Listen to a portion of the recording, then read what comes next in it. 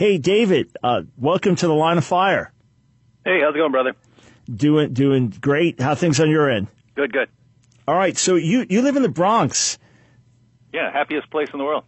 The Bronx. All right, man. I grew up born in New York City, grew up on Long Island, but the Bronx, that's hardcore. Hey, a quick question before we find out how you got where you are today. Your video style, the tone, the feel, the kind of looking off at an angle, which is characteristic David Wood. How'd that develop? Well, it was it's kind of several things. As far as the tone, that actually, I mean, I'm kind of naturally like that, but years ago when I was discussing Islam with my friend Nabil, I learned over time that Muslims pay attention to sort of approaches that we wouldn't think. I mean, you know, we would think like the nicer you are and the calmer you are and so on, the more people are going to listen to you, because we value those kinds of things. But I found out that Muslims are paying more attention to other things like how confident you are, how aggressive you are, how fearless you are, and those are the kinds of things they're looking for. And I mean, this happened. Nabil and I were watching a debate between William Lane Craig and Jamal Badawi, and Dr. Craig just crushed Badawi. I mean, everything that Badawi said, Craig refuted, and Badawi couldn't refute anything Craig said. So Nabil and I, this is when he was still a Muslim, were watching this, and I'm really looking forward to Nabil's input because he's really smart. And there was a part in the debate where Badawi got frustrated and flustered and even started yelling. And so we finished watching this debate, and so I say, "Hey, Nabil, what did you think of that debate?" And he says, "Well, Badawi obviously won." I was like, "What are you watching here? What are you watching?"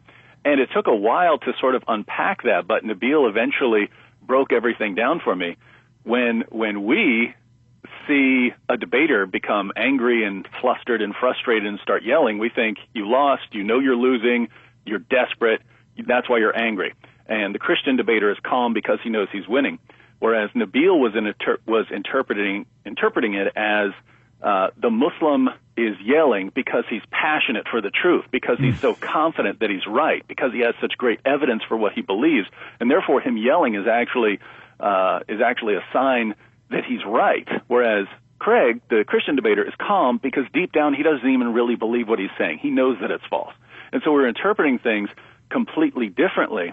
And so just over time, interacting with more and more Muslims, I noticed they're more inclined to listen if you just come right at them. And Got it. That's how I picked up on the tone. The tone. All right. We'll find out about the kind of sideways look a little bit later. We'll be right back with Dr. David Wood. No, he doesn't yell on his videos, but he's confident. Oh, very confident. I'm speaking today with Christian apologist and debater Dr. David Wood. He's focused especially on debates with atheists and Muslims. We'll get into that, some of the specifics. If you have a comment or question, if you differ with him, would like the opportunity to speak with him directly, 866-348-7884.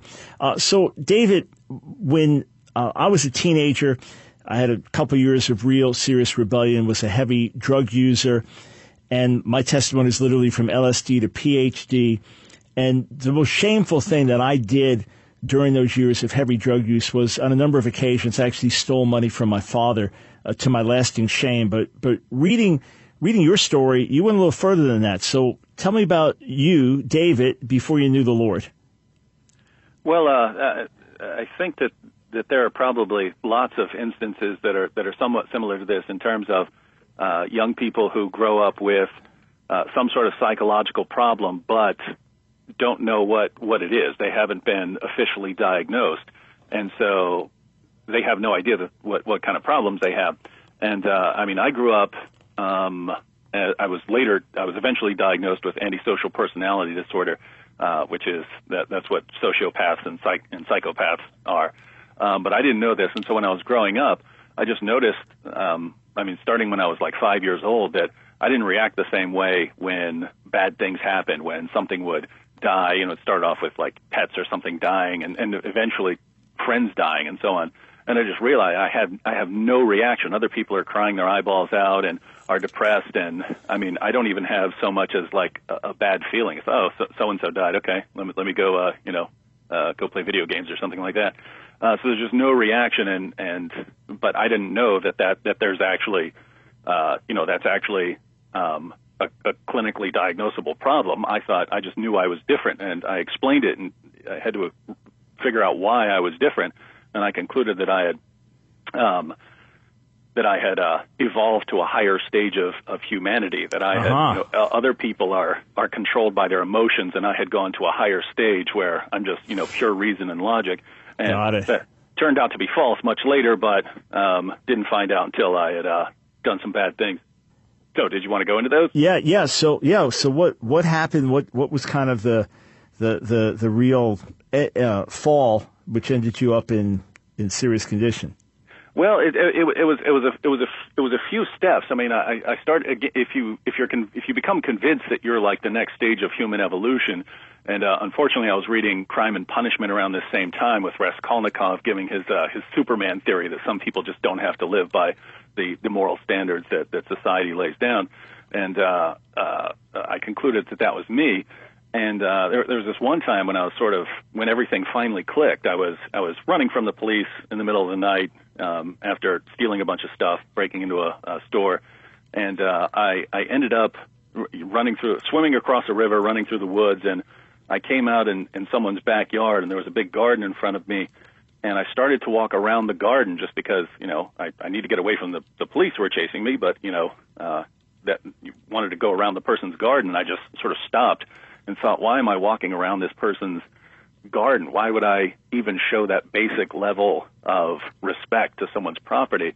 And so I proceeded to just stomp my way through the garden, and something sort of clicked right then that I don't have to follow any of society's rules on anything. And I got this amazing rush of freedom, like my mind had been polluted all my life by telling me, David, you need to show respect, you need to do certain things.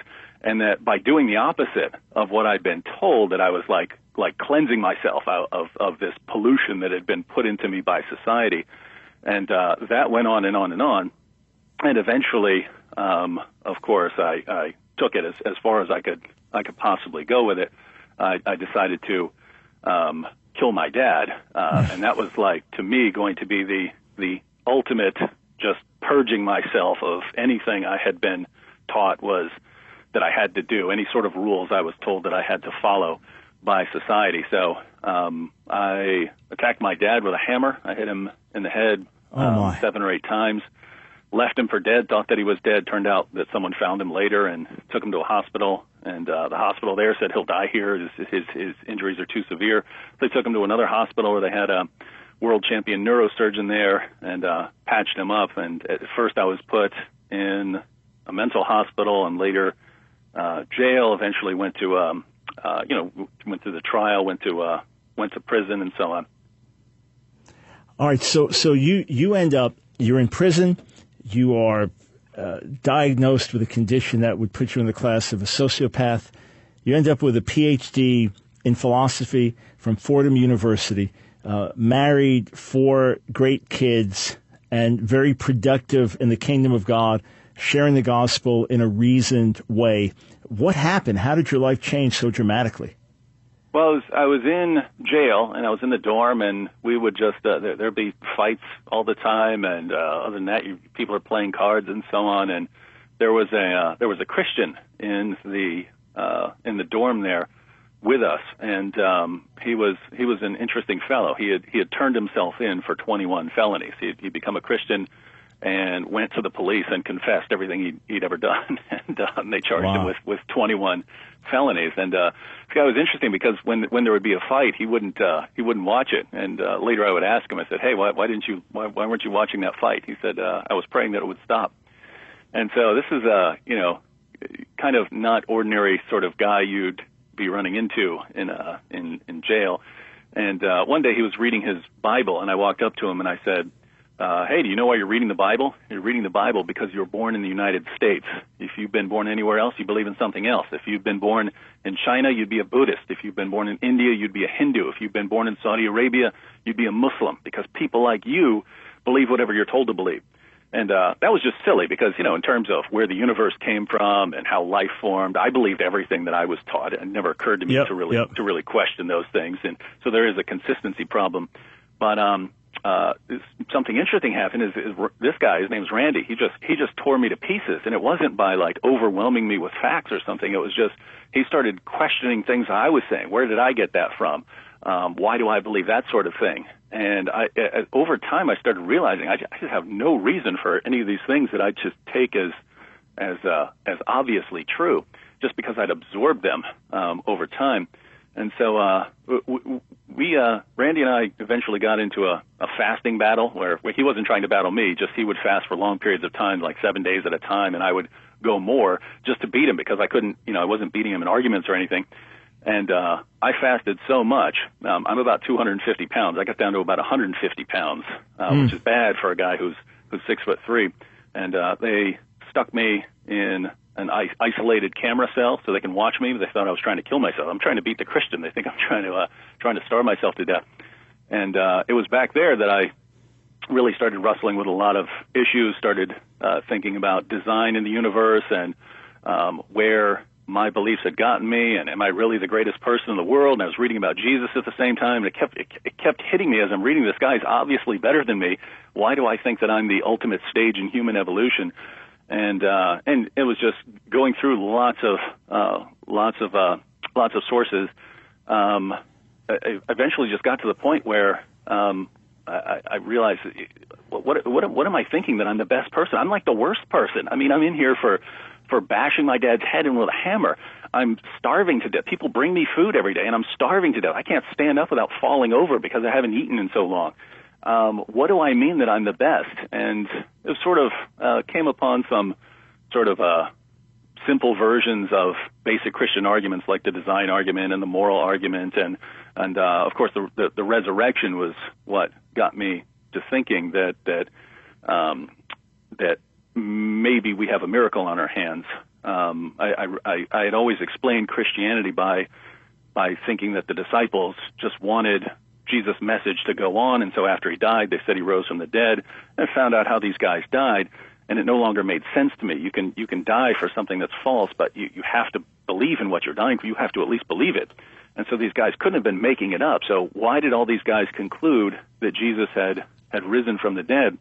And it sort of all came together because when I start thinking that I'm the worst person in the world, not the best, and then I start thinking, well, either I'm stuck like this, I'm just this awful sort of person with all these problems and just really violent, or there's someone out there who can help with people like me.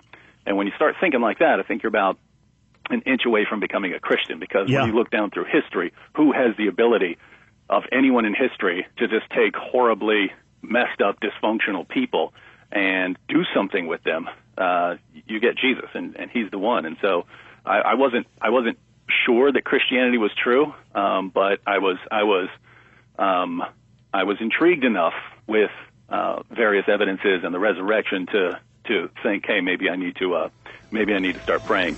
And so I bowed down and prayed, and I told God, hey, if you can do anything with me, you're welcome to it. And I went through a kind of sinner's prayer and got up, and everything looked different. And so that was the beginning. Wow, extraordinary. The mercy of God. You talking about transformation, new birth? Absolutely. We'll be right back. Friends, if we do not understand why Jesus died on the cross, if we don't understand our need for a Savior, we don't understand the gospel.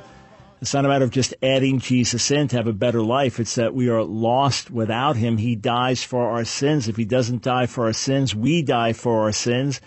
We can find mercy and new life in him. That's exactly what happened to my guest, Dr. David Wood, under conviction of sin in prison, recognizing he needed a Savior.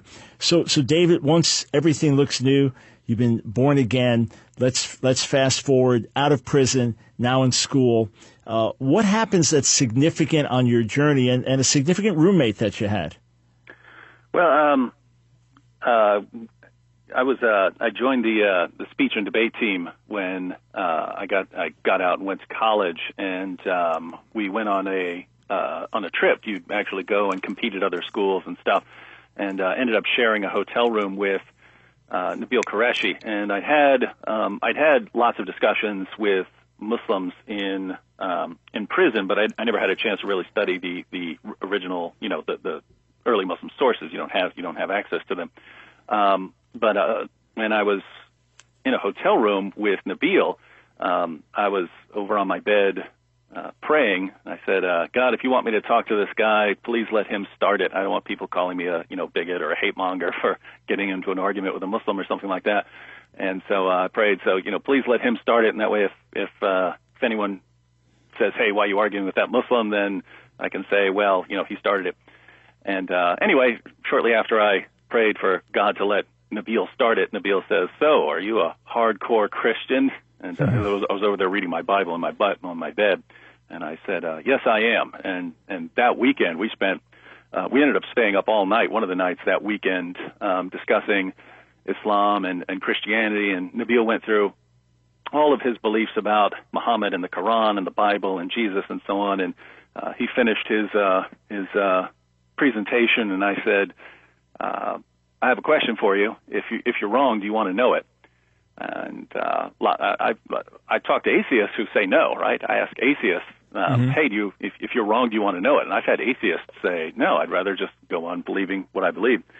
But Nabil said yes and no. He said, yes, I'd want to know the truth about God, but no, because it would destroy my family. And the better part of him, of course, was the part that said he would want to know the truth about God. So we ended up spending several years discussing. At first, we focused on the Bible and the reliability of the New Testament, and whether Jesus died on the cross and the resurrection and the deity of Christ and so on. And we spent probably the first 2 years discussing those things. And we were serious. We'd go to debates, we'd read books, we'd write down our arguments and sit down and go through them point by point and so on. And eventually we started going through the Muslim arguments and started taking a more critical look at those. And that's when I started really going into the Muslim sources. Nabil would give me an argument for Islam, and my first question would be, what's the source? Where do I get this source? And so I started buying the Muslim sources like Sahih al-Bukhari and Sahih Muslim and Ibn Ishaq and so on, and going through those. And then I started going back to Nabil with things that he didn't know from these sources. So wait a minute, you're quoting Sahih al-Bukhari to defend this point about Muhammad. Look what it also says in this same source you're quoting. You didn't tell me this, and he didn't tell me it because he didn't know it, because the things have been filtered for him by his leaders. And so anyway, we spend years going through the sources, and eventually Nabil gets to a point where he's just resisting in every way. And fortunately, after that, he started having dreams telling him to leave Islam, and Nabil eventually left Islam, became a Christian, and I actually thought, cool, my friend's a Christian now, so I'm done with Islam, because the only reason I was studying Islam was that my best friend was a Christian. If he'd been a Buddhist, I would have been studying Buddhism. And so he became a Christian. I thought I was done, but then it was actually Muslims who started challenging us to debate. They really don't like it if someone leaves Islam, so they wanted to expose Nabil, and they wanted me on stage as well, because they wanted to show everyone that I'm stupid, I don't know what I'm talking about, and therefore Nabil's stupid, he shouldn't have been listening to me, and therefore other people shouldn't listen to what we say about Islam. And so still, for the first several debates, I really thought, I can get away from this very soon. I can get back to, dealing with atheist objections. That was my background. That's what I was more interested in. And it was really over time watching the stand that Nabil took when just everything went wrong, with family and everyone else, and just having to give up so much, and watching the stand that he took, that I realized, Muslims make really cool Christians because they have to go through so much more in order to believe in Jesus. I could have told my parents that I'd become a Martian Buddhist. They wouldn't have cared all that much, but it's a much bigger deal for Muslims, and so they have to really know why they believe what they believe if they're going to convert. And so Nabil, he became a Christian, and it was somewhere over time I just realized, there are lots of Christian apologists who are dealing with atheism, and not a lot who are dealing with Islam. And maybe instead of doing what I'm most interested in, or what I or something from my background. I need to do just what I think is needed right now, and I think there needs to be people dealing with the topic of Islam. And I'm holding in my hands on my desk a copy of Guillaume's translation of the Life of Muhammad, a translation of Ibn Ishaq, Sirat Rasulullah. What impact did this book have on you reading it?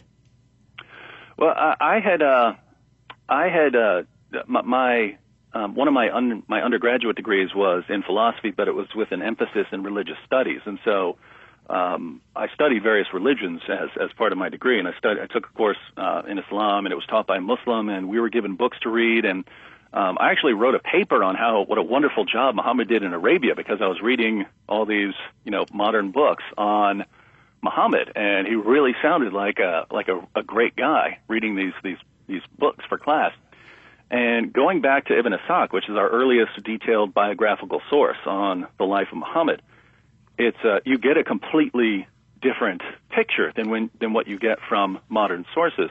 And for someone like Nabil, the Muhammad he hears about when he's at home or when he's in the mosque, the Muhammad that he hears about is completely different from the Muhammad we read about in Islam's earliest sources. And so I started going to Nabil with passages from Ibn Ishaq. Hey, look at this. This is our earliest source. Look at the things he did. Look at this right here. And he, like many Muslims will, rejected the source. He said, don't come to me with Ibn Ishaq. Come to me only with Sahih al-Bukhari or Sahih Muslim. And why that's interesting is Sahih al-Bukhari and Sahih Muslim are much later sources. And so Muslims throw out their earliest source and go with later sources because they don't like what the earliest sources say. And so started going to Nabil with the later sources, and even then he eventually had to start rejecting things because it was just it was so different from what he had been taught about Muhammad, and he really liked the Muhammad that he'd been raised to believe in. But and this is true for almost any Muslim you'll run into. They have this mental picture of Muhammad based on the information that's been filtered for them. And that's why it's important for us to learn what's in the sources, to go to the Muslims so that they can make a more informed decision about Muhammad. Right, and really the difference between the gospel faith and the faith of Muslims is the difference between Jesus and Muhammad. We'll be right back with Dr. David Wood. If you have a question for Dr. David Wood, 866-348-7884. David, what's the best place for folks to follow you online, a website, YouTube channel? Where would you like to direct them?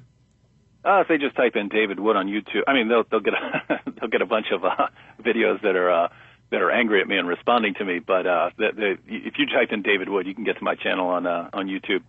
Okay, great. That works well enough. Yeah, you'll find out that when you take stands on this, you have videos by folks that don't like it that much. It means you're doing a good thing. It means that people are waking up. All right, so let's talk about Islam for a moment. Mm-hmm. If the majority of Muslims worldwide are not like ISIS or not like Al-Qaeda, and in their mind, they want Islam to rule the world or take over the world. They believe it's the right faith, but they have a more idealistic view of Muhammad. They think of him as the perfect man and even nonviolent and humble and all these other things. And that to them is authentic Islam, and they genuinely believe it's a religion of peace. Is that not really Islam, or is that a development of Islam that doesn't reflect the original sources? Can it truly be called Islam if perhaps the majority of Muslims worldwide ascribe to this, even though it's not in harmony with the real Muhammad? Well, even if every single Muslim on the planet rejected something about Muhammad, that would have nothing to do with whether that's the truth about Muhammad. Right? So if every Muslim in the world believes something about Muhammad, or if every Muslim in the world rejects something about Muhammad, the truth about Muhammad is already laid down. It's people's today's beliefs do not affect what Muhammad was. And same thing with Christianity. If every Christian in the world tomorrow decided that Jesus didn't die on the cross, that wouldn't affect whether Jesus died on the cross. And so what you have is, Islam means submission. Right? Islam, yep. The word Islam means submission. And this doesn't just mean that you have to submit to God. If Islam just meant you have to submit to God, then Christians and Jews would agree with Muslims. Of course we have to submit to God. Islam doesn't just tell you that you must submit to God. It tells you how you submit to God. And you submit to God by unquestioningly obeying the commands and decisions of Allah and Muhammad. And it's important to keep in mind that part of Islamic submission is submitting to Muhammad. This comes straight out of the Quran. I'll read you chapter 4, verse 65. Allah says, "But know, by your Lord, they can have no faith." So Muslims can have no faith. By your Lord, they can have no faith until they make you, Muhammad, judge in all disputes between them, and find in themselves no resistance against your decisions, and accept them with full submission. So this saying you have no faith, you have no real Muslim faith, unless you make Muhammad judge in all disputes and you have no resistance against Muhammad's decisions. And so based on this passage, if you are aware of things Muhammad said and you say, I don't really like that, you don't have real Islamic faith. So this is this is sort of the extreme. This is the sort of passage that ISIS would go to and say, you see all these guys, all these Muslims we're killing, it's because they're hypocrites and apostates, because they're rejecting things that Muhammad said. You have other passages from Muhammad saying that if you recite the Shahada, you're a Muslim. So if you recite, there is no God but Allah and Muhammad is his messenger, then you're a Muslim. If you keep the 5 pillars, you're a Muslim. If you believe the 6 articles of faith, you're a Muslim. You have passages that say this. So there is a sort of, it depends on what your focus is here, on whether something will count as, whether you are a true Muslim, depending on what you believe or don't believe. But that is separate from the question of what does Islam teach on doctrines like jihad. Got it. All right, we come back. Let's ask the question, is it possible to separate Islam as a religious faith from Islam as a political and legal system? We'll be right back with David Wood. Thanks for joining us, friends, speaking with Christian apologist David Wood. David, before I get to the political question, in my years of Semitic studies, I had 3 years of classical Arabic, so I fully understand that when someone says Islam means peace, no, it doesn't. It may be the same root, salama, but it's the 4th form of the verb and then a noun derived from that, and it means submission. Anyone that knows Arabic knows that. So if you see a publication put out by Muslims, and Muslim leaders, I don't just mean somebody on the street that's got an opinion, but put out by the local mosque, and it says Islam is the religion of peace, and the word Islam means peace, is that in your mind willful deception? Is there any way that anyone who knows Arabic could make that mistake? I don't see how, but it's just a fact that there are lots of Muslims who are out promoting Islam and defending Islam and saying things who don't really know what they're talking about. And Nabil and I went to an ISNA meeting. That's the International Society of Islamic Society of North America. We went to the meeting. We went to their Dawah task force meeting. So they're actually meeting in there to discuss how to use Islamic apologetics. And Nabil asked the leader, after the meeting, he went to the leader and said, hey, you were saying that the Quran has been perfectly preserved. What do you do with people like Ibn Masud, who didn't agree with the number of chapters that are in the Quran today, or Ubay ibn Ka'b, who didn't agree with the chapters that are in the Quran today? What do you do with these? And the guy goes, I've never heard of any of these people. These guys are like central figures in the early Muslim sources, and this guy has no idea who they are. And I didn't get the impression that he was trying to deceive us. It was just he really doesn't know what he's talking about. And so it's always possible that a Muslim makes a pamphlet or puts something out and says Islam means peace. The word Islam means peace because they've heard that and they've never investigated it. But it's also perfectly possible that the Muslim's trying to deceive people, and that's kind of the problem.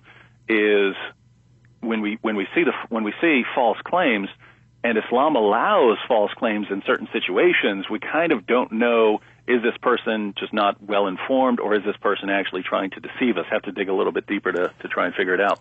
Yeah, and certainly there are many sincere Muslims that are misinformed, and many sincere Muslims who have studied issues for years and are experts in legal issues and philosophical issues and language and have memorized the Quran, and others that will willfully deceived. The reason I brought it up is that I downloaded a 55-page document from mosques in England saying that Islam is not a religion of terror. Terrorism is not Islam.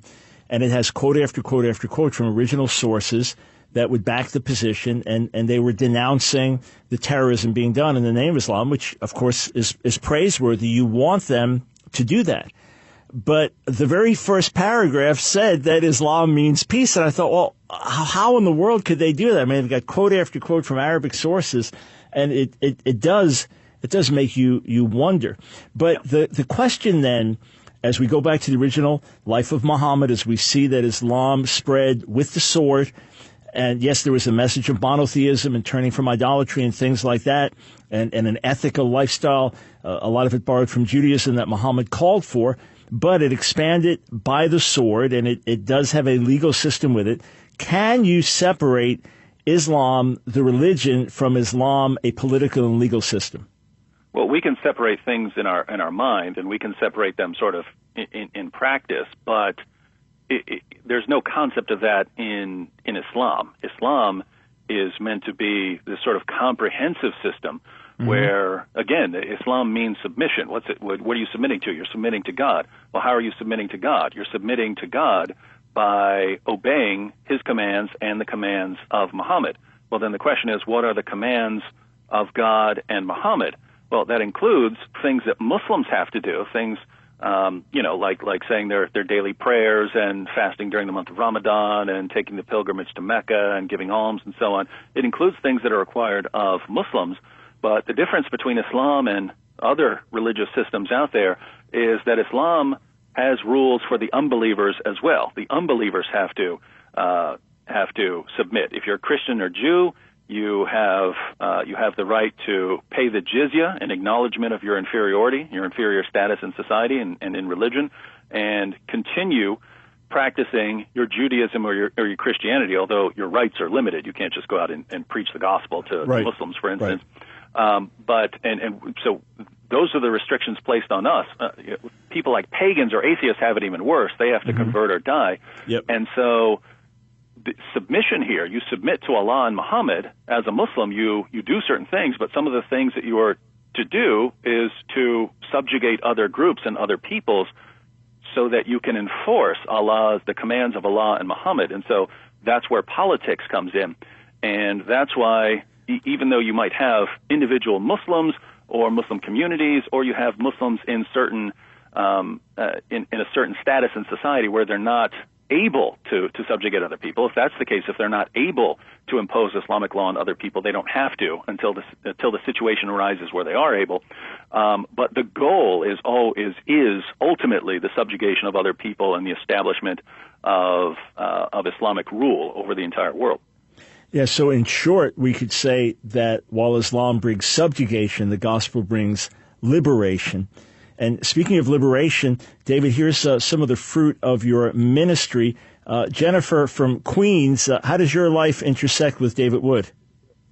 Hi, I'd like to say, first of all, thank you so much for everything you do, both of you. David Wood, I found you online because I wanted to learn about Jesus, and I was baptized as a Mormon in 2006. My brother is a Mormon. And then I just Googled, I typed in, am I a Christian? And I found your video, Why Am I a Christian? And there I began my journey to learn more about being a Christian and to learn more about Jesus Christ. So I'm no longer a Mormon, and I began attending a Baptist Christian church. And 7 years ago, I just became obsessed watching your videos, and I introduced you to my friend who is now a former Muslim. He's from Lebanon. And my question is about baptism. Do I have to be baptized again? And also my friend Ahmad, he wants to be baptized as well. Since I was baptized as a Mormon, I know that that's not the right church, and I follow Jesus Christ, no other Joseph Smith or anyone else. And if I do have to be baptized again, where do I go? What is the right church and the right way to do it? Thank you, sister, and thanks for the encouragement, and glad I could help. I'm by no means an expert in baptism, so I'll share my thoughts, and then Dr. Brown can correct me if I'm wrong. But I would say you should certainly be baptized again in an Orthodox Christian church. As far as specifics, in the ancient world, baptism was, the word means basically to dunk. So, So I would say, find a good church that is preaching a true gospel and that is going to dunk you in the name of the Father, the Son, and the Holy Spirit. And by the way, I go to church in Queens. So if you ever want to come by church with me, you're welcome to it. What church is that, David? Love that. Be honored to. I would rather not say. Don't say. Okay, no, fine. All right, that's fine. That's fine. I can share it afterwards, but yeah.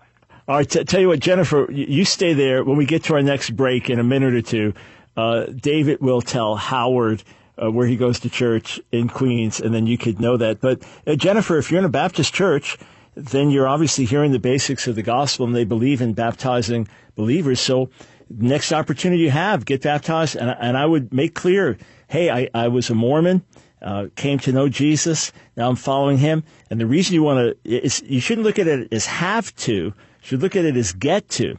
Because this is a great opportunity for you to make a public declaration of your faith. And Romans 6, it symbolizes you dying to sin and rising in new life.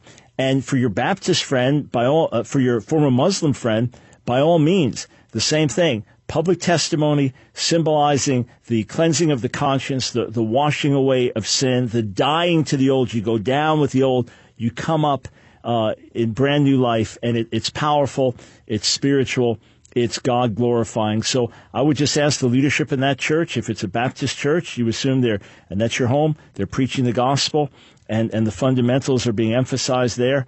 And ultimately, as long as it's with other believers that hold to the fundamentals of the faith, you're good. In other words, there's no perfect church on earth or perfect environment to be baptized in. It's just holding to the fundamentals, as David said. And I'm assuming if you're in a Baptist church, that would be the case. So I talk to the leaders and say, hey, I want to be baptized, and what do I need to do? And then let your testimony be known and shared, the same with your former Muslim friend. And think of the encouragement that brings to others in the body, especially a place like Queens, so many Muslims there and people of other faiths, so many to reach out to. All right, stay right there, Jennifer. Howard will let you know where David goes to church. We'll be right back. Speaking with Christian apologist David Wood. If you haven't watched his videos, go to YouTube, just type in David Wood, and you'll see his signature videos. One I looked at immediately after one of the horrific terror attacks in France. He was talking about a particular verse in the Quran, and did it say that you could kill unbelievers? And I've got a commentary on my desk, a new edition of the Quran with lots of commentaries in one place, and they'll go through the application, and Muhammad in his warring days, it was then, so we would parallel it to, Joshua killed the Canaanites, but that was then versus now. And David, in this particular video, you were explaining that there can be an Islamic justification, that people are doing, quote, harm in the land. It's somewhat ambiguous as to what that actually means. That they could be killed, they could be put to death by Muslims. So what's the rationale that some of these terrorists use? And it's not like saying I went out and committed suicide because I read that Judas did it and Jesus said do likewise. It's not based on taking something out of the Bible and twisting it. It's based on taking something in the Quran in a somewhat consistent fashion and carrying it out violently today. Yeah, well, there's a massive difference. Well, there are many differences, but there's a massive difference between the Bible and the Quran and other Muslim sources when it comes to the issue of violence. Yes, you can point to fighting the Canaanites and things like that, but if you ask yourself, hey, if I read this book from beginning to end, what are the final marching orders for the Christian? In other words, what are the commands that are actually directed towards me? Well, I'm not commanded to go fight any Canaanites. That's part of a specific covenant there.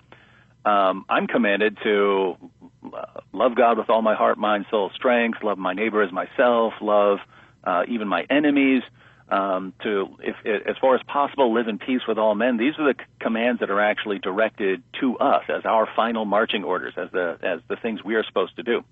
In Islam, it's actually somewhat reversed. The peaceful passages that Muslims quote, there is no compulsion in religion. If you have a dispute with an unbeliever, then you say, to you be your religion and to me be my religion. These are not the final marching orders. These are from different periods in Islamic history. But when you read the Quran from beginning to end, and it's important to keep in mind that the Quran is not arranged chronologically. You have to go to outside sources to put it in order.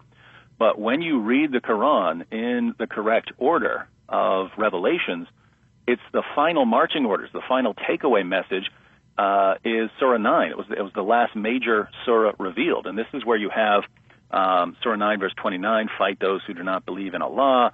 This is where you have so many different passages, both directed towards Muhammad, like Surah 9, verse 73, where Muhammad is commanded to wage jihad not only against unbelievers, but also against hypocrites. So Muslims who are claiming to be Muslims but aren't fully submitted to his commands. That's directed towards Muhammad. Fight not only unbelievers but also hypocrites. And so anyway, if people wanted to know why ISIS fights other Muslims, that's part of the command there. Chapter 9, verse 123, O you who believe, fight those of the unbelievers who are near to you and let them find in you hardness. You had earlier commands in the Quran to fight in self-defense, to fight people who are attacking you, to fight aggressors or oppressors. But the final marching orders over and over again are about fighting people based on what they believe.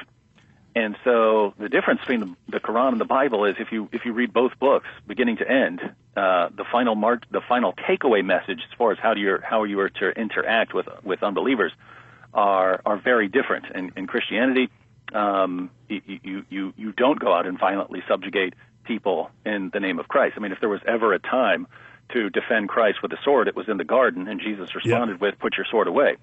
In Islam, the final marching orders, the final takeaway message is that you have to, when you're able, violently subjugate unbelievers in the name of Allah. If you're not able, then you can promote a message of peace to protect the Muslim community.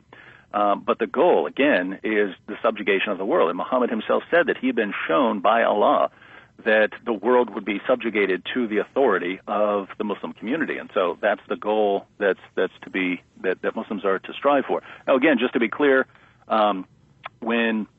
because I pointed out that as a Muslim, if you are not in a position to subjugate the world, you are to promote a message of peace and tolerance. Just to be clear, I'm not saying that if a Muslim tells you that Islam is a religion of peace, he's deceiving you. The Muslim might totally believe that, and there are tons of Muslims in the West and around the world who sincerely believe that Islam is a religion of peace. But going back to what we said earlier, the problem is since Islam allows Muslims to promote a message of peace even if they want to establish Islamic rule over the entire world, you kind of don't know when a Muslim tells you that Islam is a religion of peace, whether he sincerely believes that or if he's actually practicing an Islamic practice called taqiyya. Yeah, so if you develop a relationship with someone, watch their life over a period of years, you, like anyone else, you can get an idea. We can all be deceived. You can be deceived by a pastor that's living in sin.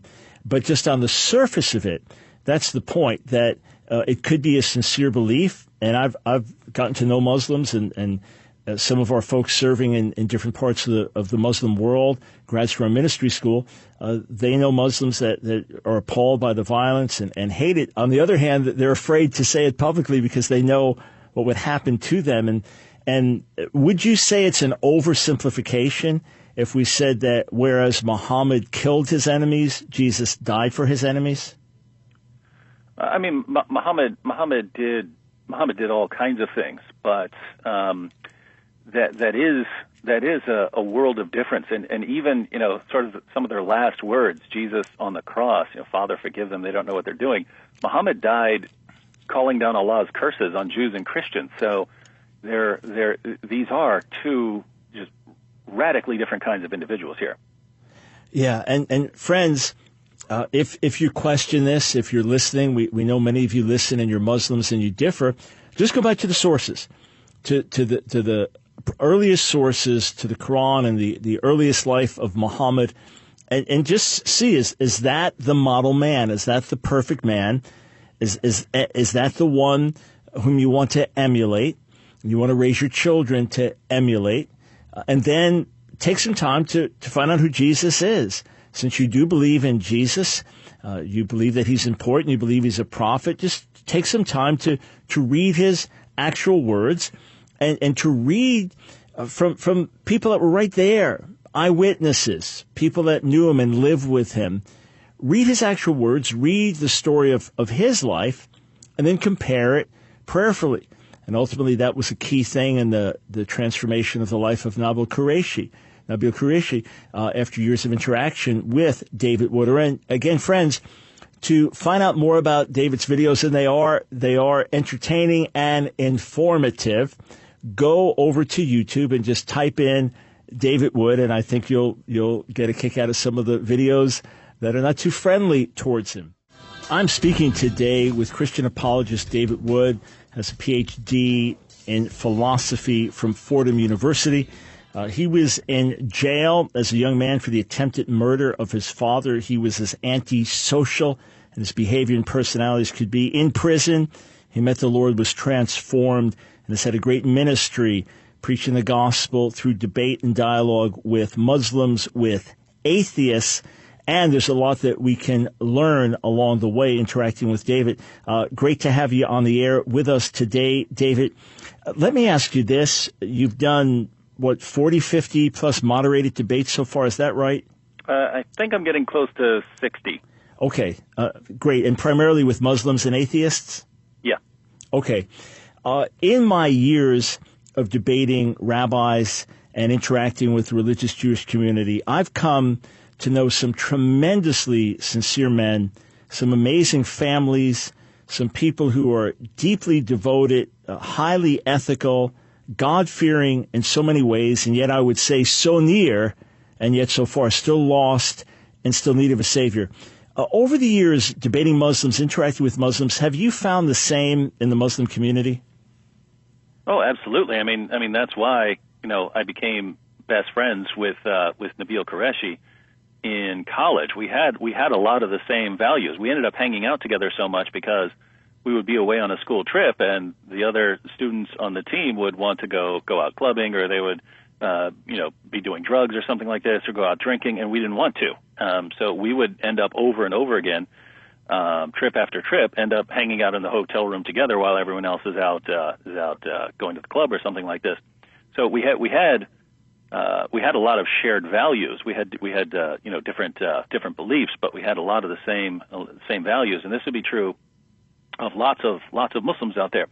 The Muslims are people who believe in God, believe that they were created, believe that they're created for a purpose, believe that God sent messengers into the world, has given us instruction. Muslims, as far as what the Quran says, that Muslims are required to believe that God gave Jews revelation, that God gave Christians revelation, and so we have a certain level of connection there, and this can be used positively or negatively, because there are people who will say just focus on the similarities and not on the disagreements.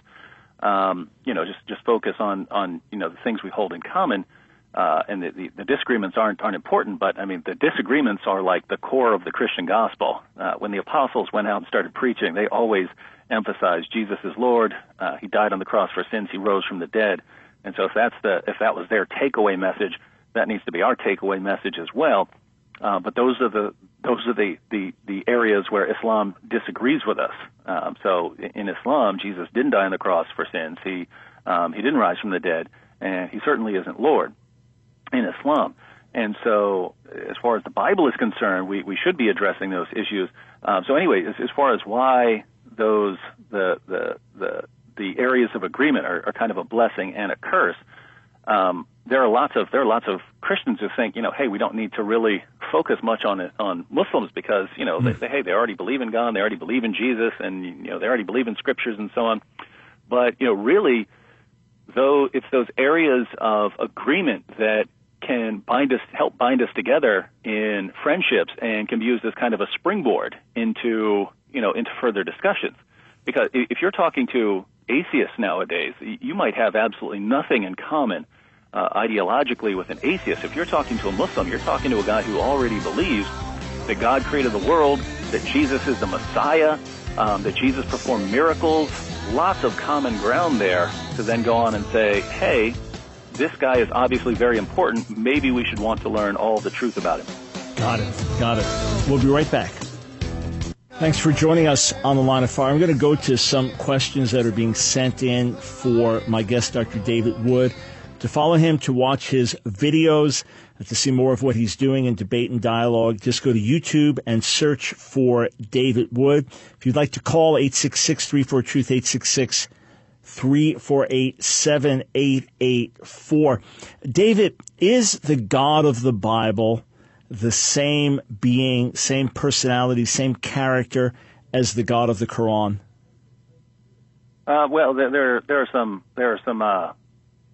similarities because Muhammad he sort of rebels against his own culture, and in the 7th century Arabia, the alternative to polytheism was not atheism. The alternative to polytheism was monotheism, and so Muhammad aligns himself with the Jews and the Christians, and puts himself in the same line as the biblical prophets. And so he's taking, and even in his earlier revelations, it's clear that he takes the Jews especially as authorities in matters of religion. He's even told by Allah, if you doubt the revelations we're giving to you, ask the people of the book, ask the people who read the book before you. So Muhammad could only confirm his revelations by making sure that they line up with the revelations of Jews and Christians. So there's obviously going to be plenty of similarities there. But there are significant differences as well. Both Jews and Christians believe that God is our Heavenly Father. And in Islam, God is a father to no one. The highest relationship you can have with Allah, according to the Quran, is a slave to master kind of relationship. The God of the Quran has no love for unbelievers. You have to love God first, and then he can respond to your love with his love. And this is the sort of love that Jesus condemns in Matthew 5. If you only love those who love you, how are you better than tax collectors and sinners? It's completely different from the gospel message where we love God because God loved us first. We were yet sinners when God saved us. So very different. And of course, if you're talking about the Father, Son, and Holy Spirit, then the Quran denies this, even though the Quran does not accurately understand what Christians mean by the doctrine of the Trinity. So you have, again, some similarities there, but you do have significant differences both in the nature and character of God. Yeah, and the Quran, of course, the Al-Fatiha, the opening chapter, and this is recited through the day. God's described as Ar-Rahman Ar-Rahim, so merciful and compassionate. And it says elsewhere, Innahu at-Tawwab, that he is oft relenting. To the one that is oft repenting, Allah is oft relenting. And yet, a Muslim never has assurance of forgiveness of sins. They could practice all the pillars of Islam and they could be absolutely devout and devoted, and yet they do not know that they'll end up in paradise versus hell, correct? Even Muhammad himself didn't have assurance of salvation. He was told to say that he didn't know what Allah would do with him. And the context here is there was a wonderful, nice Muslim who died, and a woman said, "Oh, he's in paradise now." And Muhammad said, "What? You don't know that?" And she's like, "Well, if he doesn't have salvation, then who does?" And Muhammad said, "I don't even know what Allah is going to do with me." And so that has become kind of somewhat, this lack of assurance has been part of the driving force for jihad, because supposedly if you lay down if you're a martyr, then you do have assurance of salvation.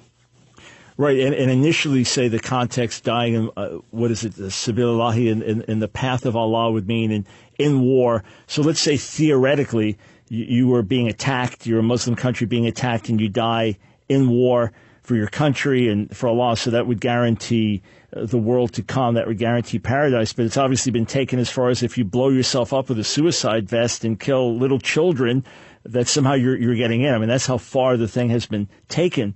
But the idea that there's no assurance, that is something that many people attracted to Islam don't know.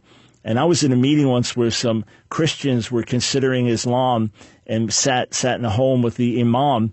Everyone was sitting around talking. So I asked him, I said, so you're devout? Yes, I try to do this. I said, but you live by the, yeah. I said, so when you die, you're sure? He goes, oh, no, it can't be. And the Christians, they were pretty shook up. Hey, question just posted on Twitter.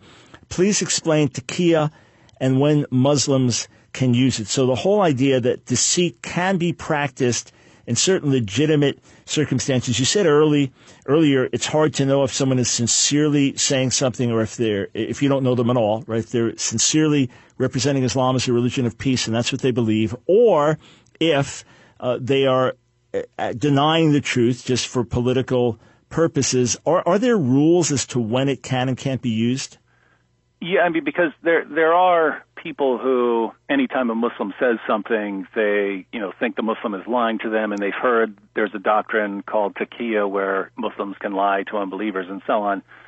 In the Muslim sources, it's applied in certain situations. The one that many Muslims are familiar with is if they're being threatened with death. So if someone says, "Hey, we're here, we're killing Muslims," and are you a Muslim? According to the Quran, chapter 16, verse 106, a Muslim can deny that he is a Muslim. He can even curse Muhammad in that situation if he wants, in order to protect himself from being killed or from persecution. So that is a version that many Muslims are familiar with, but it's applied in a bit different situation when Muslims are not able to subjugate unbelievers. The Quran promotes sort of hostility towards unbelievers, and the Quran says not to be friends with Jews or Christians, not to take Jews or Christians as friends. They are friends of each other.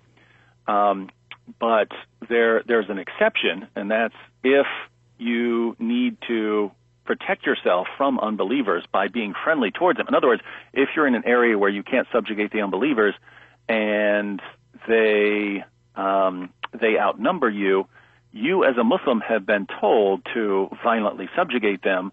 What are you supposed to do here? Well, the Quran does allow you in that situation to act friendly towards them.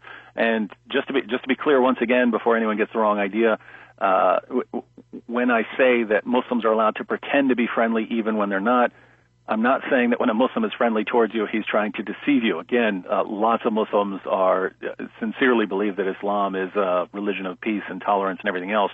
We're talking about what Islam teaches here, not what the motivations of your Muslim friends are.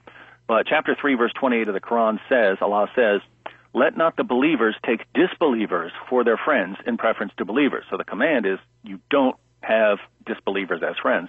It says, "Whoso doeth that hath no connection with Allah." So you have no connection with Allah if you take unbelievers as your friends, but there's an exception. He says, "Unless it be that you but guard yourselves against them, taking as it were security." So you're not really friendly towards them. You are pretending to be friendly because you don't want these guys thinking you're a bunch of jerks and then coming after you. And in the commentaries, we find what Muhammad's companions said about this. So anyone can look this up. You can go to the tafsir of Ibn Kathir, where he gives the commentary on this verse and shows what Muhammad's companions thought about it.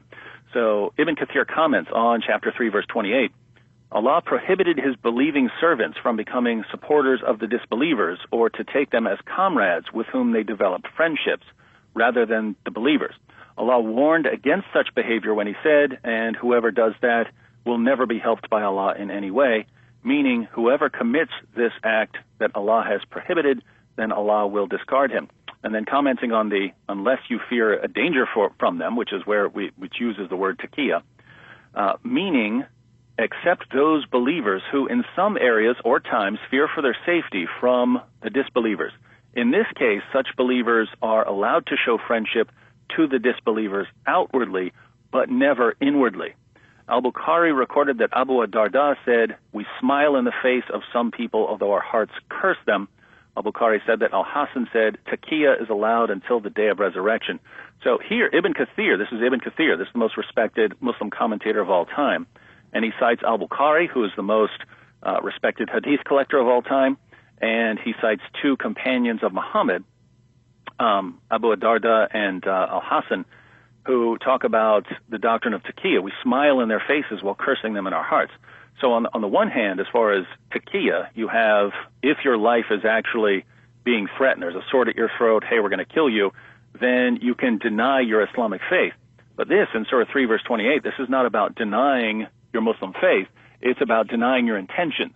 You want to subjugate the unbelievers. You hate them. You despise them. You have no intentions of being friendly towards them.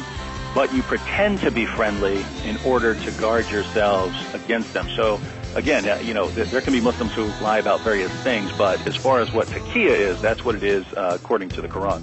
Got it. And I just want to give a comment on how we respond to that, and then we'll take your calls. Stay tuned. Thanks, friends, for being part of the Line of Fire broadcast today. This is Michael Brown. I am speaking with my guest, Christian apologist David Wood. And for those wondering, again, in terms of interrelationship with your Muslim neighbor and friend, we walk in love. We believe the best. We are people that don't expect evil just when we meet someone. We're going to be gracious and kind and reach out. So my posture is going to be that I'm not going to be foolish, but I'm not going to have all these walls up and think, well, everything you tell me is just a lie meant to deceive and it's calculated. I'm going to walk in love and have that attitude towards others. And then if there is sin, if there is deceit, let it be exposed. David, is that the attitude that you've used in terms of relating on a personal level with Muslims? Oh, yes. And I mean, I found by experience that lots of, I would say most Muslims who are talking about Islam being peaceful, here in America at least, sincerely believe that. So, I had lots of Muslim friends over the years, and several of them left Islam and became Christians. And when they became Christians, they didn't say, hey, by the way, I was lying to you when I said that Islam was a religion of peace. I was just trying to trick you. They really believe that, and they came to realize that they were wrong. And so, that's been my experience. Got it. David, just 2 minutes before the break here, but when a Muslim who's been raised thinking that the Quran is this perfect book and only aware of this one text and it's perfect, doesn't have contradictions, and then they start reading the Bible and, well, this text says this and this version says this, and they get confused. If you just had a sound like this in a couple minutes, how do you get them to have confidence in the Scriptures? Well, I mean, there are lots of ways, but I mean, I've found by experience that when they have that level of confidence in the Quran, it's almost never based on them actually studying the Quran and developing this confidence out of a study of the Quran. They've been told by their leaders and their apologists that the Quran's been perfectly preserved, not one letter's ever been changed, the Quran contains all these scientific miracles, the Quran is perfectly consistent, all of these things that are absolute nonsense if you actually go to the Quran and investigate it. And so I find that it's helpful to sort of respond to the things they've been taught and to actually spend some time going through those claims and helping them realize that, hey, the things you've been taught about the Quran are not accurate. You need to take a closer look at what it means for a book to be inspired, how you would know that a book is the Word of God, because based on the criteria the Muslims are laying down, perfect preservation and things like that, the Quran fails those tests. So what then are the tests of an inspired book? And somewhere in there you can get to some criteria. And when you're looking at the Bible, I mean, there are lots of interesting things about the differences here, but when you're talking about Scripture, everything in Islam comes down to one man, Muhammad. When we're talking about the Bible, we have a cloud of witnesses. We have a cloud of witnesses spanning many centuries, many even different continents, all ultimately boiling down to the same message. And so, and especially when you have, the figure of Jesus Christ, who's the culmination here of all of this. If you know that Jesus Christ rose from the dead, and we can know this historically, if you know that Jesus rose from the dead, then this is God's sort of key act in history. And if God is raising Jesus from the dead, and this is his most important act in the history of salvation, then you can start putting together a case for the Scripture, because now it makes perfect sense. If God is doing this amazing thing, He's obviously going to preserve the message. Yeah, well said, clearly said. We'll be back. We've got 30 more minutes with David Wood. Hey, Harold, I'm going to answer your Twitter question. Yeah, if you've got visual arts game development skills, get the gospel out in parabolic form. Yeah, use your skills to communicate the gospel. Yes. Thanks, friends, for joining us on The Line of Fire today. My special guest is Dr. David Wood, Ph.D. in philosophy from Fordham University. He's had nearly 60 moderated debates, primarily with Muslims and with atheists, himself radically converted from a very lost life, and now bringing the good news to a wide range of people. You can follow his ministry by checking out his videos on YouTube. They get lots of views for good reason. Go to YouTube and type in David Wood, and you'll find his videos and find out more. David, I'm always in the midst of controversy one way or another, asked for or not. And I find when I talk about Islam, I'm going to get hit from two different sides. I will write about radical Islam, and I will explain why terrorist acts have their grounding in Quran and in historic Islam, etc. But I'll refer to it as radical Islam because I know that there are many Muslims who do not relate to Islam in that way. So I get slammed from the one side, from the Muslim side, saying this is not Islam, ISIS is not Islam, etc. Then I get slammed from the other side, don't say radical Islam. All Islam is radical. All Islam is violent. How do you sort out that terminology issue? Do we distinguish radical Islam from Islam? Do we try to prove that radical Islam is true Islam? Or are we concerned about not pushing away Muslims from dialogue by branding them all as terrorists? What's your take on that? Yeah, I don't think there's any solution to the problem of language here. Someone's going to be upset no matter what we say. So the people who are saying, hey, stop calling it radical Islam because it's just Islam, I mean, in a way, they're right. I mean, if Muhammad said that he'd been commanded to fight people until they say that there's no God but Allah and that Muhammad is his messenger, and that's not some radical version of Islam, that's Muhammad himself. I'm not quoting the Al-Qaeda handbook here. I'm quoting Muhammad, whom Muslims are supposed to submit to. So if we focus on that, then we'd have to say that's what Islam is, and Muslims who are not following that's like Islam lights or something like that. But at the same time, we do need to distinguish between your average Muslim in the streets who just is living his life and working and goes to the mosque and fasts during Ramadan, but he's not trying to kill anyone, and people who are actually trying to kill us. So we need meaningful distinctions, but no one's going to be happy no matter what terminology we use. So I think at the end of the day, we just need to carefully explain our terms as we go on. I'm using this term this way because of this and this and this. Got it. Yeah, and again, I'm trying to be accurate, and I'm trying to be pragmatic, and obviously we're not going to satisfy both sides. Hey, another Twitter question: have you ever invited Zakir Naik to a debate? So an Indian Muslim cleric. Have you, or is he someone you want to debate? Yeah, as far as I know, all of the the Christian debaters who deal with Islam have challenged him. I've challenged him. James White has challenged him. Nabil Qureshi's challenged him. Sam Shamoun has challenged him.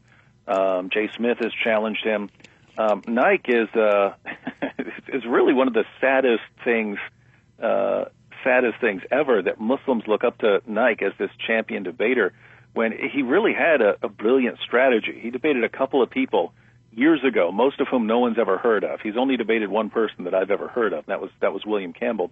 But Nike's approach was to debate people, only debate people who've never debated before, people who had no debate experience, and to get them on stage and to, normally an experienced debater or someone like this who's an experienced orator is going to win some easy points on someone who isn't an orator or who doesn't have a lot of debate experience. So Nike did this. He faced a couple of people that no one's ever heard of, and then now Muslims think of him as this champion debater when all the experienced Christian debaters have been challenging him for years, and he always backs down. He always refuses to debate. So brilliant strategy if your goal is to mislead people into thinking that you're an actual debater. All right, 866-34-TRUTH, the number to call. My guest, David Wood, top Christian apologist, debating with Muslims and with atheists. I want to switch over to atheism in a moment, but just another Twitter question. Is there one English translation of the Quran that you most highly recommend, or a compilation of the Hadith in English that you most highly recommend? The Quran question is tricky because it kind of depends on what you're looking for. If you want something that's not going to be watered down, you'd probably want to go with a Salafi translation. So the Haleli Khan translation was put out by Salafis, and so they tend not to try to water down things. So that's the Haleli Khan.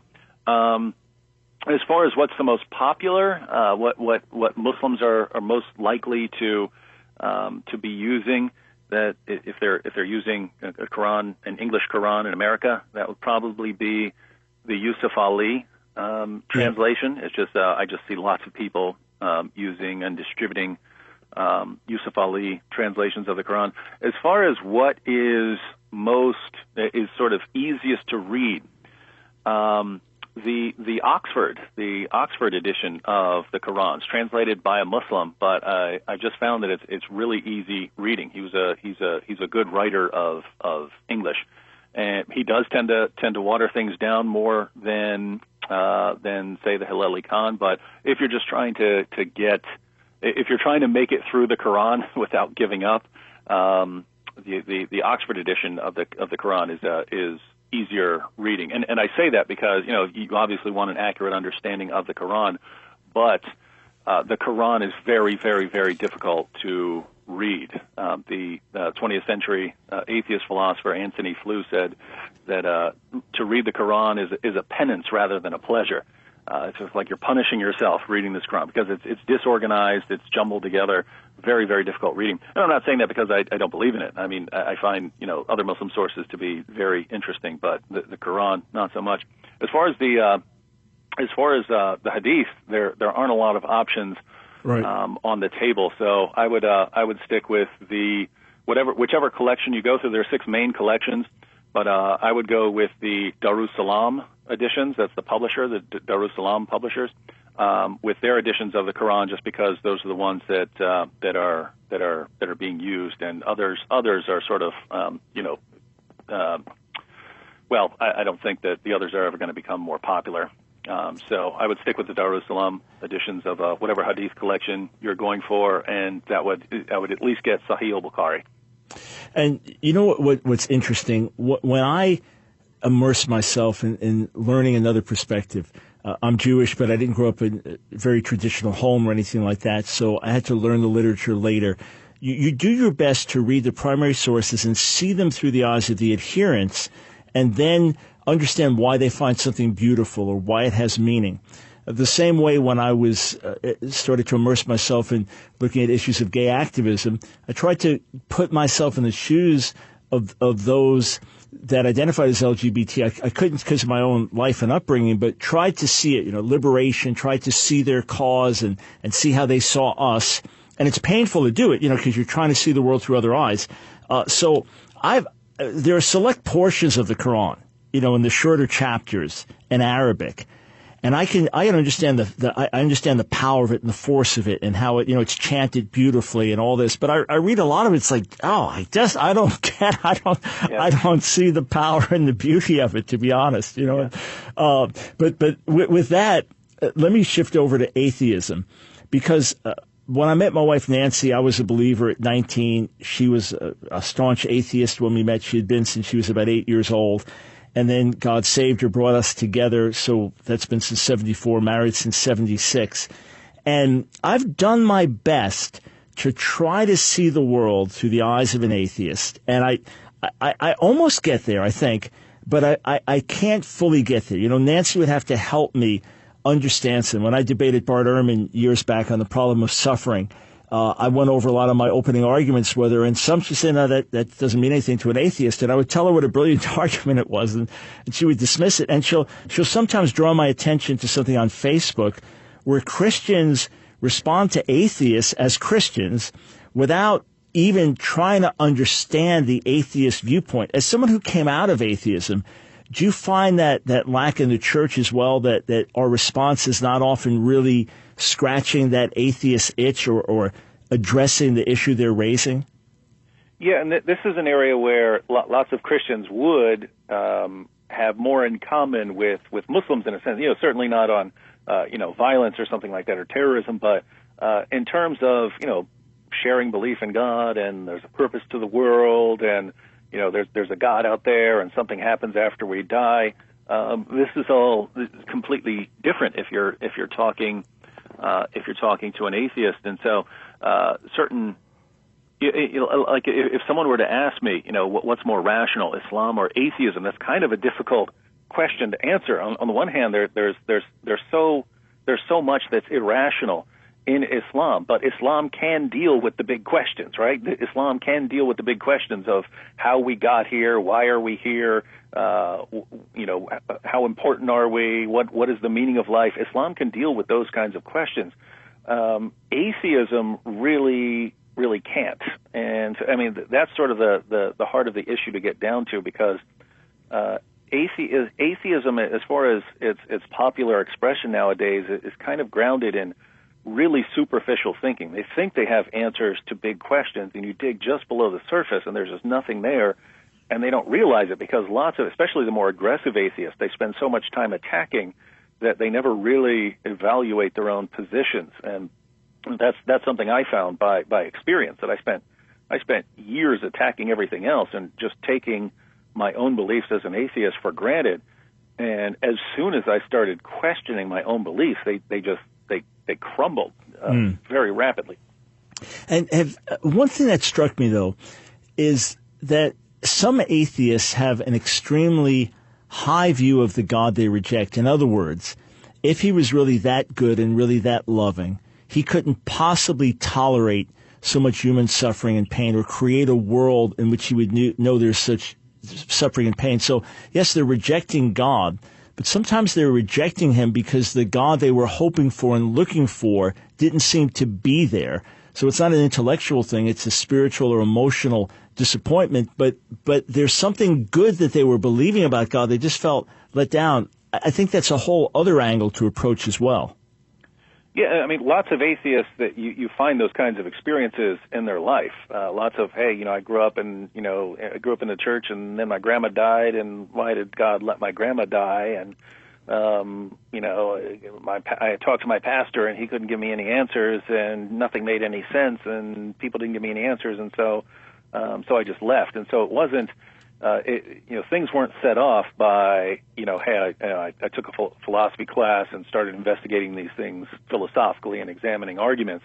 It's that they went through some pain and asked for a reason for the pain and didn't get the sort of answer that they were comfortable with. And then what about those that get picked off at high school, college, just because of evolution? I'm always shocked to hear how many people that happened to, and it seems to be such a straw man to me, but I don't have much scientific background. How big an issue is that still coming up over and over in your atheist apologetics? Well, that was my wife's experience. She grew up as a good Catholic girl and got to college and took evolutionary biology and stopped believing. As far as the big questions are concerned, yeah, you would still have to deal with, the origin of the universe or something like this, but how we got here, how human beings got here, what's the process that produced us? Historically, Christians have a good answer on that. We got here by, we have a creator, and that's why we are different from other creatures, and we have these unique abilities because we're created in the image of God. We have answers to these kinds of big questions, but when atheism comes along and says, "Oh, but you don't need God to actually answer these big questions because we can answer it by these other means," then you start, "Oh, okay, well, maybe I don't need God to understand why I'm here or what I need to do." And so it can be a kind of replacement in that sense. Yeah, and again, the big questions we have the big answers for in our one true God, our great big God. To find out more about David Wood's work, go to YouTube and search for David Wood. We got a few more minutes. I'll take a few more questions. I have been speaking with Christian apologist David Wood for the last hour and 45 plus minutes to listen to our entire discussion, our entire interview, his testimony, his past, his conversion, his work in Muslim outreach. To listen to that, just go to the Line of Fire website, thelineoffire.org. Later today, the entire broadcast will be there. Or if you download our app, The Line of Fire with Dr. Michael Brown, download that app for your iPhone or for your Android phone, then you'll be able to just click and listen to the archive today's show as well as listen live on any other day. That's the Line of Fire app on the App Store with Apple or the Google Play Store, the Line of Fire with Dr. Michael Brown. All right, let me grab a couple more questions for you, David. This is also posted on Twitter. Is there a good, easy-to-use resource to counter the classic Islamic atheistic claims that the Old Testament is, quote, just as violent as the Quran? Perhaps a video of yours or some source you'd recommend. Well, I've addressed this in debates and so on. Shabir Ali and I discussed Old Testament violence in our debate. Is the Bible a book of peace? But I've been planning, haven't actually made it yet, but I've been planning a video along the lines of Bible violence versus Quran violence, 10 differences. And so, there are all kinds of differences. If you look at the Old Testament and completely ignore the New Testament, you have differences that are emerging already. In Islam, Muslims are to go out and violently subjugate the world. In the Old Testament, the Jews were to take a piece of land and to hold the piece of land. It wasn't something that that they were conquering the world with. So you had things like that. Another difference is the Quran affirms the inspiration and preservation and authority of the Torah. So if Muslims are quoting the Torah to show violence, well, they have to believe that is divine revelation as well. But again, the main difference here is if you read the books from beginning to end, the takeaway message is, as far as how we're to live, is that we're to love everyone and we're to do good to everyone. There is violence in terms of the Old Testament. You keep in mind, these people weren't just attacked just because they had different beliefs. For the Jews, if you look at the behaviors of the Canaanites, the people that were to be fought, it was bestiality and sacrificing their kids and things like that. So it's not just fighting them because they're not believers. In Islam, you do fight people because they're just not believers. And so when you put these things in context, you look at the final marching orders, the takeaway message of the Bible is one of love and peace. The takeaway message of the Quran is one of violently subjugating the world. Now, you can have Christians who ignore that and decide that they're going to be violent, just as you can have Muslims who ignore the final marching orders and live peaceful lives. But we're not talking about the adherents here. We're talking about the messages. We're comparing the messages, and so very different when you put the books side by side. Yeah, and again, that's a simple comparison is reading the books. But if you watch David Wood's debate with Shabir Ali on Is the Bible a Book of Peace, then you'll see this argument laid out. And David, last question, just a couple minutes. I've done many debates as well and see great fruit in them. Some people wonder and they think, well, why don't we just preach the gospel as if it's preach the gospel or debate, or that you can't preach the gospel in and through a debate.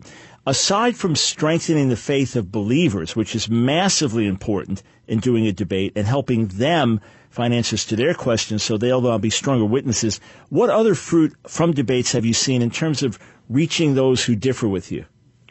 Well, I mean, I've even, Nabil and I, we weren't formally debating, but, we spent years arguing and discussing these things, and he eventually left Islam and became a Christian, but others do as well. I mean, I had probably 5 or 6 debates with a Muslim named Farhan. He eventually left Islam, and this guy. I mean, he was a member of the Muslim Debate Initiative. So, this guy's James has debated him. Lots of people have debated Farhan. I think that was Nabil's first debate. He debated Farhan, but this is a guy who left Islam. So even debaters can be impacted by the debates. But as far as the average audience member, I think the most important benefit of the debates is that most people aren't apologists, whatever their background, atheists or Christians or Muslims or whatever. And so they don't know all the arguments, and they don't know all the responses to the arguments. And so lots of Christians and atheists and Muslims are convinced that even though they don't have all the answers, they really think that their apologists do. Right. So lots of atheists out there just think that Christians are such complete morons that if you put someone like Richard Dawkins or something on stage, he's just going to completely humiliate them, and the Christian will walk away with his tail tucked between his legs. And so for an atheist to get up there and see a Christian even putting forward a rational defense and holding his own, that has a psychological impact. Wait a minute, I thought all of you were just stupid, mindless, people. And if you're a Muslim, you think it's so clear. We've got all the evidence on our side, the scientific evidence of the Quran and the perfect book and the perfect man. Our guy's going to crush this Christian. And with a Muslim, they hear all of this information that they've never heard before, right? That they didn't hear from their mosque and they didn't hear from their leaders. And so sort of all the way across the board, what you're looking for is kind of a light switch moment where it's like a light goes on. For the Muslims, it's like, hey, I've been told all of my life that the evidence is so clear, and now I'm seeing that it's not. If my leaders didn't tell me the truth about this, what else have they not told me? Maybe I need to look into this for myself. That's the sort of light switch moment for a Muslim. And with an atheist, it's similar. It's, wait a minute, I thought these guys were complete morons. I thought these Christians were totally stupid and that atheists were the smart ones. And here, this Christian is obviously really, really intelligent and yet continues to believe in Christianity. Maybe I need to reconsider my position that these guys are really just stupid people. Maybe I need to look into this a little more carefully. So that's kind of the goal. It's usually not, hey, I just watched a debate and therefore I'm converting or something like that. These things normally take a lot longer to unpack than an hour and a half or 2 hour debate. So you're looking to sort of help spur people on to go and start looking into these things for themselves.